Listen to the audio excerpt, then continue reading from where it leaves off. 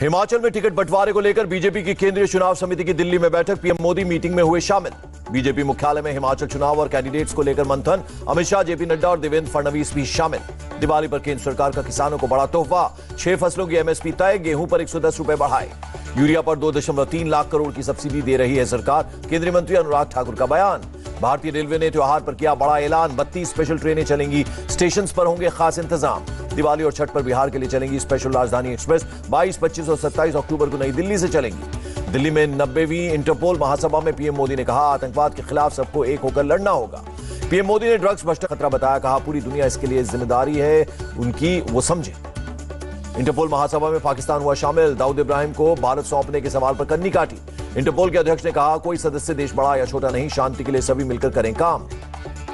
Faizabad cantt अब Ayodhya cantt के नाम से जाना जाएगा, जारी हुआ गैजेट। अयोध्या में दीपोत्सव की तैयारियां जोरों पर, यूपी सरकार ने दीपोत्सव का लोगो जारी किया। छोटी दिवाली पर अयोध्या दीपोत्सव में शामिल होंगे पीएम, रामलला के दर्शन भी करेंगे। दिवाली पर यूपी के धार्मिक स्थलों के महंतों को भेजी जाएगी मिठाई, अयोध्या, वाराणसी, मथुरा, प्रयागराज इसमें शामिल। राष्ट्रपति ने मंजूर किया दिल्ली के पूर्व मंत्री राजेंद्र पाल गौतम का इस्तीफा, देवी देवताओं पर की थी विवादित टिप्पणी। मनीष सिसोदिया का गुजरात के लोगों से वादा, सरकार बनी तो 8 शहरों में हर 4 किलोमीटर पर बनाएंगे स्कूल। छत्तीसगढ़ सीएम ने आपको बताया बीजेपी की बी टीम, कहा कांग्रेस को हराने के लिए गुजरात, गोवा, उत्तराखंड जाते हैं। आईआरसीटीसी घोटाले में तेजस्वी को राहत, बेल रद्द करने की सीबीआई की मांग को कोर्ट ने ठुकराया। मंत्रिमंडल से इस्तीफा देने वाले सुधाकर सिंह ने नीतीश पर किया तंज, कहा कोई पीएम बनने के लिए बेचैन है। राजस्थान विधानसभा अध्यक्ष सीपी जोशी से मिले बीजेपी विधायक, विधानसभा में फ्लोर टेस्ट की मांग की। महाराष्ट्र कांग्रेस चीफ नाना पटोले का बयान, राहुल इंसान है और वे इंसानियत के लिए कर रहे हैं काम। पीएम मोदी बुधवार को राजकोट में इंडिया अर्बन हाउसिंग कॉन्क्लेव 2022 का करेंगे उद्घाटन, 19 से 21 अक्टूबर तक होगा कार्यक्रम। पीएम मोदी ने लोथल में एनएमएससी परियोजना की समीक्षा की, कहा भारत का समुद्री इतिहास हमारी विरासत। यूनिफॉर्म सिविल कोड मामले में केंद्र ने सुप्रीम कोर्ट में हलफनामा दाखिल किया, कहा अलग अलग कानून देश की एकता में बाधक। उड्डयन मंत्री ज्योतिरादित्य सिंधिया की 8 राज्यों से अपील, विमान ईंधन पर वैट घटाने के लिए कहा। ब्रह्मोस एरोस्पेस के चेयरमैन का बयान, पीएम मोदी ने 3 साल दिए, ब्रह्मोस अकेले $5 बिलियन डिफेंस एक्सपोर्ट करेगा।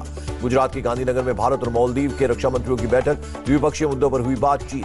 गांधीनगर में रक्षा मंत्री राजनाथ सिंह बोले, देश की प्रतिभाओं को राष्ट्र की तरक्की से जोड़ने की जरूरत।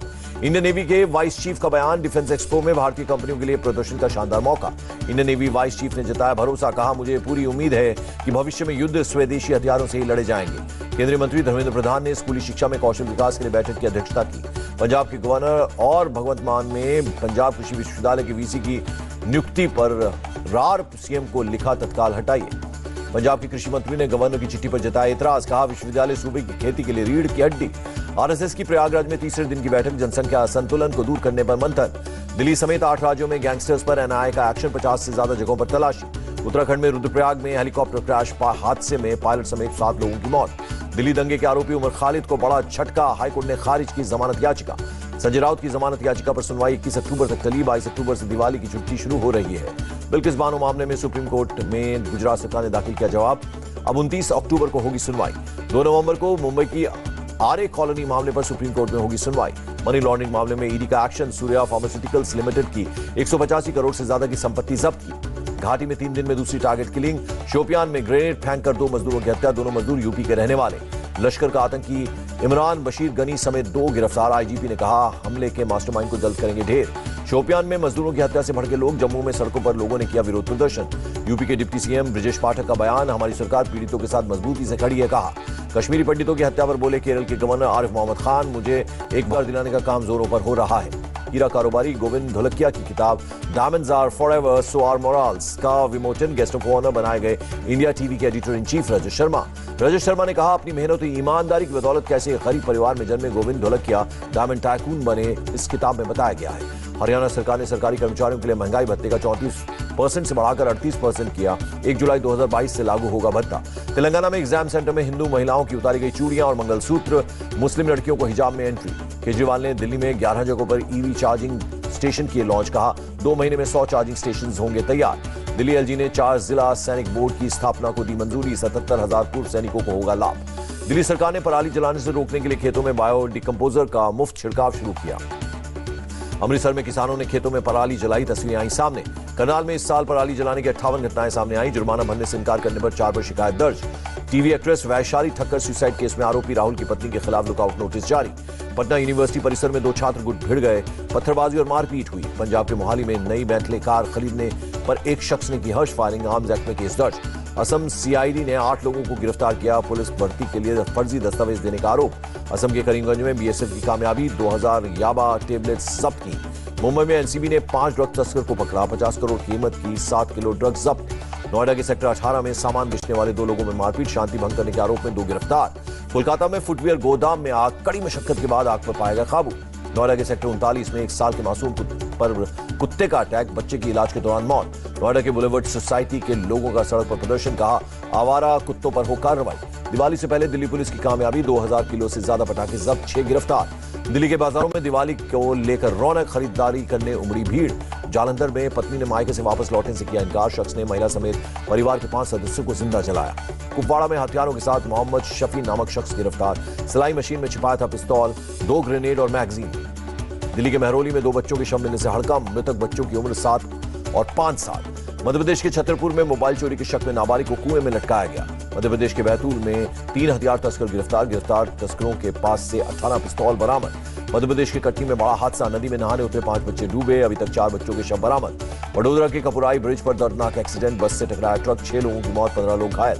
कटक में युवक के साथ बेरहमी, स्कूटर से बांधकर 2 किलोमीटर तक घसीटा, पुलिस ने 2 आरोपियों को गिरफ्तार किया। तमिलनाडु के कोडिकराई पहुंचे बड़ी संख्या में प्रवासी पक्षी, सैलानियों का लगा हुजूम। बरेली में बंदरों का आतंक, कई लोगों पर कर चुके हैं अटैक, डर से घर से बाहर कम निकल रहे हैं लोग। महाराष्ट्र के बारामती में बारिश, करहा नदी का जलस्तर बढ़ गया। पुणे में भारी बारिश से कई इलाकों में जलभराव, बाढ़ में बही कार। तमिलनाडु के वैगई बांध से 7500 क्यूसेक पानी छोड़ा गया, लोगों को किया गया अलर्ट। पिछले 24 घंटे में कोरोना के 1542 नए केस, देश में 26,000 से ज्यादा एक्टिव केस। कोरोना के नए वेरिएंट सामने आने पर मुंबई में बीएमसी ने एडवाइजरी जारी की, लोगों को भीड़ में सतर्क रहने के लिए कहा। प्रयागराज में डेंगू के 463 में से 403 मरीज रिकवर, 60 केस अब भी एक्टिव। यूक्रेन के राष्ट्रपति का बयान, रूसी हमले में यूक्रेन का बिजली स्टेशन तबाह। इंडोनेशिया में ढाया जाएगा स्टेडियम, भगदड़ में हुई थी 133 लोगों की मौत, राष्ट्रपति ने कहा नए सिरे से बनेगा स्टेडियम। ऑस्ट्रेलिया का इजराइल को लेकर बड़ा फैसला, जेरूशलम को इजराइल की राजधानी के रूप में दी मान्यता। टाटा मोटर्स को मिला 200 ई बसों का ऑर्डर, जम्मू और श्रीनगर में चलेंगी बसें।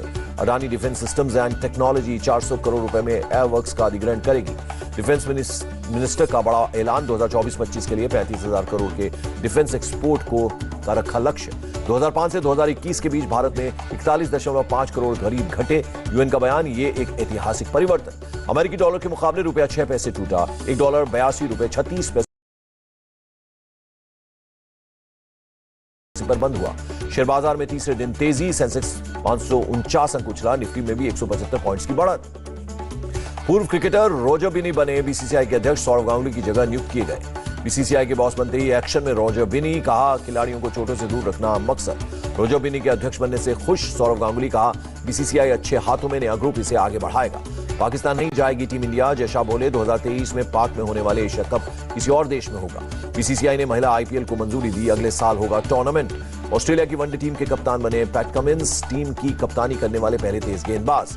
और डायरेक्टर अली अब्बास जफर की फिल्म में नजर आएंगी कटरीना कैफ, सुपर सोल्जर में निभाएंगी भूमिका।